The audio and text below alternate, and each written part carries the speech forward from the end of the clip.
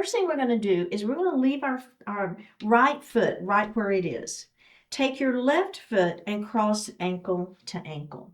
So what inevitably I will see in my classes is people want to bring this foot forward and cross. So I want you to make sure you keep this foot out. So then, and I'm going to move a little bit further forward in my chair. As this ankle crosses, this is the area that we're going to get a little bit of stretch, okay? So you feel that? Now, left arm is going to open up. We're going to bring it to our waist. Extend the spine. Pull that right shoulder back, and you're going to put that hand on the chair, and then we're going to rotate. So we're getting a little bit of stretch into this part of the hip, but also that rotation in the spine. So we still want the hips and everything to stay forward. The rotation is happening right at the rib cage.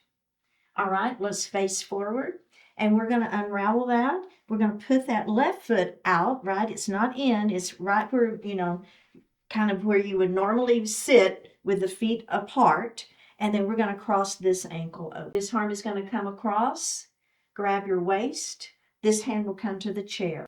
Extend the spine, pull the shoulder back, and rotate. Just a little rotation right at the rib cage. One more breath and face forward. So there's various ways to do Half Lord of the Fishes. So if you hear me later, we'll do a different version of Half Lord of the Fishes. There's various ways to do it. Okay, so now the next thing we're going to do is now we are going to bring this leg a little bit in, and we're going to cross knee to knee. Okay, if you want to stay ankle to ankle, it is fine, absolutely fine. This is an add-on, and in my classes, you don't ever have to add on if you don't want to add on. Our left hand is going to come on the inside of that thigh, our right hand to the chair.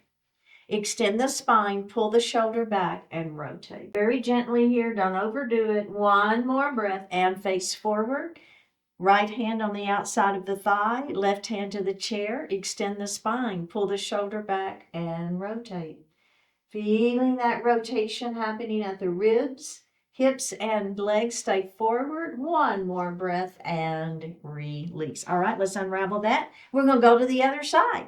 Okay, right knee on top or right ankle to ankle. Okay, that's fine. Let's start with that right hand on the inside of the thigh, left hand to the chair. Extend the spine, pull the shoulder back, rotate. Hanging out and breathing. One more breath here, face forward.